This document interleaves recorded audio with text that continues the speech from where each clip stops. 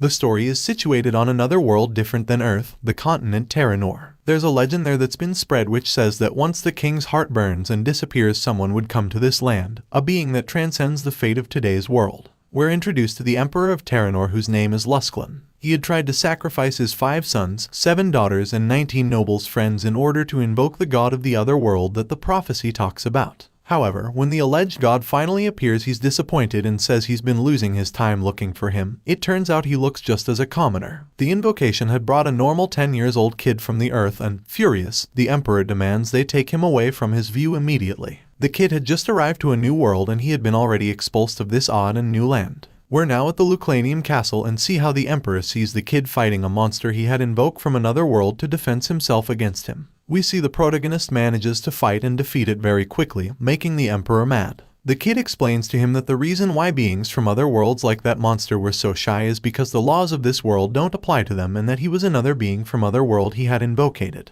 We're explained that a powerful magic lineage has been given to the Lusclan Empire, giving them the ability to invoke beings from others' worlds, and then we see the protagonist is reclaiming things to the emperor. He says to him that because of the power they had, a lot of people had died and that the population of that land constantly suffered his tyranny and extortion, and that he had experienced hell because of him, because once he invocated him, he was treated like trash. He explains he escaped from that place and that it took him 3 years to finally come back, and that he went through all of that hell for one reason, to get his revenge. He claims his tyranny would end right there and he would give back to his partners their resentment. To all of this, the emperor can't do anything else but admit the prophecy was right and to curse it. He's quickly attacked by the protagonist, who killed him right away. After his victory, the protagonist is leaving, but someone calls him by his name, which is Sihan, by the way. It was Levina, who congratulates him for defeating the king. He says that it was a long fight indeed, and then he hugs her, saying it was finally over and that she wouldn't have to worry anymore because he'll make sure she'll be happy forever, to what she blushes and smiles back to him. A guy named Lilstein appears and interrupts them, saying that it wasn't over yet because, in order to kill the rest of the monsters, they would have to burn the king's heart. He also says to Sihan that he thought it was impossible for him to kill the king and admits his power is amazing. We see another guy comes into the scene and wonders what would happen to Sihan if they burn the Heart's King, since he could also disappear. Lilstein says that Sihan's been invocated to the world for the nobles, not the kings, and that there wasn't any way that he would go back to his world, even if they burn the king's heart. Levina asks Sihan if he has to go back to his home, and he says that it's been decided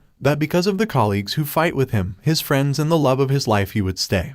He admits he misses his world, but still, he won't regret to stay because everything that's important to him is on that world. One of his friends says that he looks really decided, and Levina kisses him and says that could be a problem. A dimensional portal appears out of nowhere and Sihan, naive, says to everyone to be careful because someone has opened a portal, but then he sees the king's heart on one of his friend's hands and understands everything. One of them explains to him that even if everyone on the Lusclan lineage were dead, if they could have access to the dust of the heart of one of them, it would still be possible to open a portal to another world. Everyone starts saying that he has become too powerful, he has been too loved and become too famous, so that if he continue like that, he'll end up as the governor of the empire, and that they don't want another emperor. They admit he is, indeed, the world's savior, and that they're grateful for that, but that he should go back to his own world, that they can't let their world on an outlander's hands. He starts screaming, asking what was going on, and asks for help to Levina because he couldn't move. She tells him he had the chance to do the right decision and that she's sorry, but she doesn't want to be a king's wife, that she wants to be a queen and not a trophy for a man, but a woman that has man as a trophy instead, and that he's a man who can't be his prize. He screams at her, asking what the hell she's talking about, and she answers that, since he was feeling so bad, she'll end his pain, and then she throws him into the portal, saying he'll come back to where he belonged. And then we see protagonist falling and screaming. The scene changes, and at Terranor's castle there's one of the Sihan's traitors claiming to the people of that land that the world has been saved for the savior and the 6 heroes, and that respecting the savior's wishes he's been taken back to his world, and that a new future would be brought there, that's what Sung Sihan would wanted. He continues his speech declaring that they, the 6 heroes, will be the pillars of the land, and that the 6 heroes' era may begin. Once their era began, the brutal taxes were abolished and people were free from the forced work. The 6 kingdoms worked together in close collaboration, giving a time of peace and prosperity to Terranor. The scene changes and we see a girl on what it seems to be a field, singing and picking up some fruits from the trees. She happily says that the day was clear and perfect to plow the field, so she starts doing it while she keeps singing. But then something calls her attention. There was a fish on the yard and she recognizes it as a flatfish, and seeing it's fresh and alive she decides to eat it, but then she reflects she can't eat a fish she found randomly on the middle of the field because that's suspicious. So she goes back to her tasks, but a strong noise stops her. A pig falls on the floor out of nowhere. First a flatfish and now a pig. She wonders what's going on with the sky, and on that exact moment she sees a naked man falling from it. She asks him if he's dead, but he doesn't answer. Instead, he starts laughing and says he could finally make it. Yes, he was our protagonist. He wonders how many years passed and screams he's back, and after that, exhausted, he collapses. The girl asks herself what was all that about. The night comes and the Sihan awakes. He wonders where he is, and then the girl comes into the room and brings him some food. She asks if he's okay and says she was surprised for seeing a person falling from the sky. He's about to ask if she's the one who saved him, but his pain interrupts him since the side effects were worse than he thought and he made his math wrong. She perceives he's talking on another language that doesn't belong to the universally one used on Terranor, and for that she wonders if he maybe is from some primitive tribe. He perceives her doubts and says he forgot this place wasn't the Earth, because this one guy's was Terranor. He asks her if she's the one who saved him, and she, confused, answers she is and thinks to herself he wasn't from a tribe after all. He asks her where he was and she says they're on the north of the Defilin mountain, half a day away of the Goran village. He doesn't recognize any of those places, so he asks where they are. She begins explaining the territories and says they're on Lilstein's kingdom, a country raised up for Lilstein, the first after the revolution of the 7 heroes. The protagonist gets furious seeing that the one who opened the portal to kick him out was now king, and the girl doesn't understand what he's saying. He asks her for some clothes, and after that they have dinner and he feels the food is weird. He was now used to the Earth's food with lots of condiments, because in Terranor those are expensive, but anyway, this makes him feels he's back for real. He clarifies to the girl he's grateful for the food even though he complained about it. All of this makes the girl think. A trained body with no fat, a clean face and that rude behavior, he could be from royalty, she thinks. But if that was the case, why was he naked? The protagonist interrupts her thoughts and asks her name, and she says she's Alita, a simple girl of the field.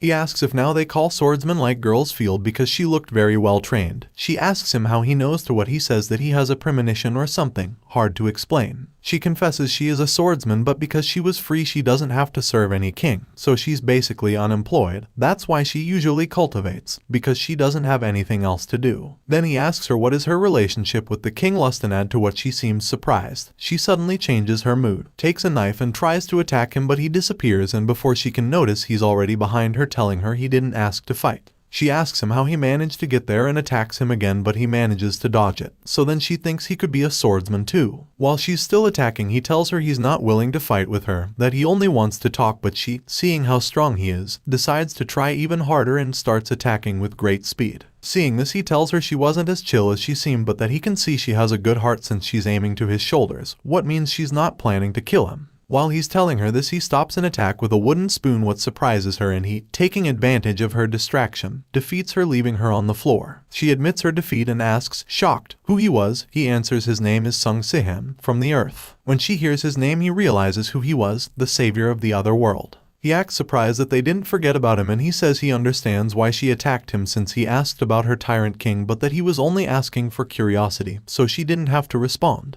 Then, she explains the real reason of her uncontrolled response.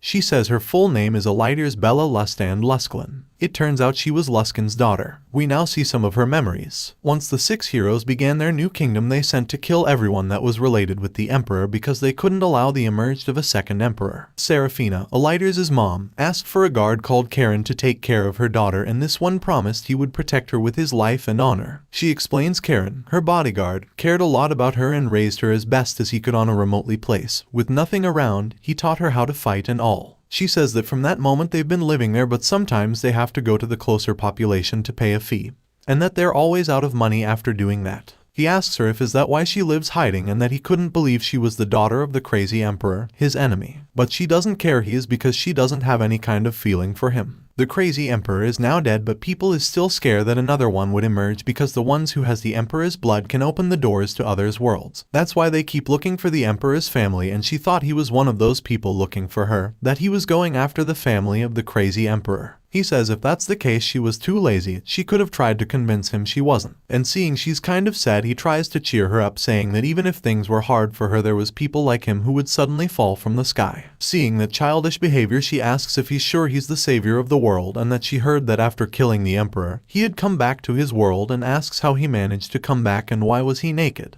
He feels offended and says that he was naked because the only things that can go through dimension are live beings, and not because he wanted to be like that. Every time he went through the portal he would come out naked. She asks how he managed to come back to Terranor, if someone had invocated him, and if that's the case she can't believe someone did it, because it's really hard to do such a kind of magic. He says that if it's to blame someone he suppose he's guilty, that he invocated himself. She can't believe it because she didn't think that was possible, and he says that it wasn't easy, it took him 10 years to make it. He stops talking because a thought comes to his mind. He confirms with her that she was being pursued because he had the blood of the emperor, and could invocate people from another worlds. She says that's correct, and he curses, saying he made a mistake. She doesn't understand, so he explains that in order to get into Terranor from Earth you first need some dimensional magic pointers to be safe, and what he used for the coordination were Lusclin's familiars who have the power to invocate beings from another worlds. Since she is who have the most pure emperor's blood, he ended up using her to invocate him so he could get into that world, what means that for the wizards it would seem like she invocated him with her magic, so they would find her. Then they heard some noises, and when she looks out to the window she sees the guards are outside her house. We can see them talking, and there's a wizard saying to the superior called Xenon that they found some traces of invocations magic on that house. He thanks him for their efforts and commands everyone to get ready to fight. Inside the house we see Eliders gets ready to defend herself, and when he sees her getting ready he imagines she probably always trained thinking of that kind of situation, and feels bad about her since he was there by his own will, and now she's on that situation because of it. She's been hidden for so long, and because of him she was being caught. He thinks that even though she doesn't look mad she probably is. So he tells her that if she has something to tell him she could do it, and then she thanks him for letting her know about the situation before the surprise attack happened. What surprises him? Outside the guards scream that they should go out of the house or they would destroy it all. Since Xenon doesn't get any response, he asks the wizard to throw a little attack, and this throws a fire lance that ends up being way more destructive than just a little. The guards see that and think that it is maybe too much since they have orders to take the girl alive, but the wizard calms them down, saying it looks like that on the surface, but that it won't kill her, it could only burn her a little. He's interrupted when the girl attacks them and they all get ready to fight. The leader offers 10 gold coins for the one who captures her alive. She starts killing lots of them, and they're surprised because she seems to be a swordsman of high level. We see she's thinking there's so many that she can't make it, she needs to leave the place. Then Xenon himself attacks her, saying that how she dares, being a simple swordsman, to kill a soldier of the king, that she should be ashamed, and that from now on he will be who take care of her. She perceives there's battle energy on his armor and that he's way stronger than her, but still prepares to fight him. She sees an opening and takes the opportunity to attack, but his defense was stronger than the energy power of her sword, so this kind of attack wouldn't work with him. He throws her on the floor, and when some of her blood gets on his face he quickly tries to take it off, disgusted. Meanwhile, she's on the floor trying to recover, but his power was so strong his attack had broken her right arm. He tells her that if she's a swordsman then she should have realized already she didn't have any chance against him, and that if she leaves her sword slowly but she interrupts him, saying that she gives up. He congrats her for her good judgment and quick understanding of the situation. When he's about to give her some directions, our star comes to the scene and criticizes him for having such a quick change on his emotions, since he went from trying to kill her instantly to have pity on her. The guard turns to see him and wonders who that man was, since he couldn't feel his presence when he got there. And this is how 3rd chapter of the manga ends.